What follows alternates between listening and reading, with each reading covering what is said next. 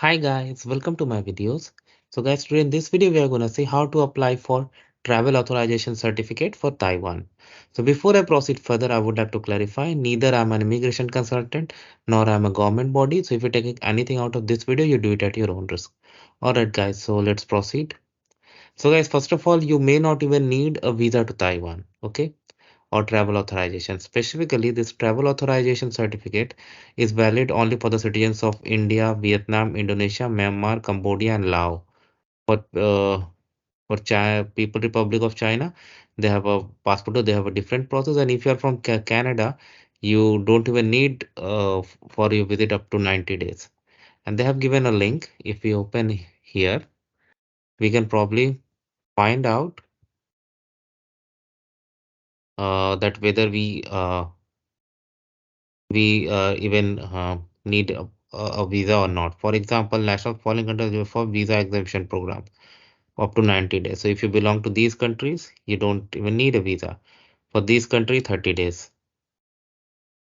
And they have more criteria. So you can always find out where on this link where exactly you fall and you can take up the process. So in this video, we are going to limit up to travel authorization certificate, and this is valid for the citizens of these countries. So let's click on this and see what it opens to. So first is this online application to Taiwan travel authorization certificate available to citizen of India, Vietnam. Okay. Language, I select English and I click on next. So you need to apply online. Then it goes to National Immigration Agency, Minister of Interior, the e-government's entry point of Taiwan. They process your information. If granted, you can print travel authorization certificate, and this is required for both arrival and departure. Okay. If not, you can contact local embassy representative office and find out what your options are. All right, and here they have given a button next. So if you click on next, okay, basic required passport must have remaining validity of 6 months. The application must onward, like you should have a return ticket.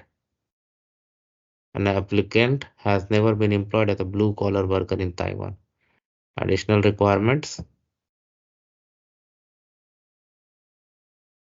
In addition to one of the following requirements must be met. Okay,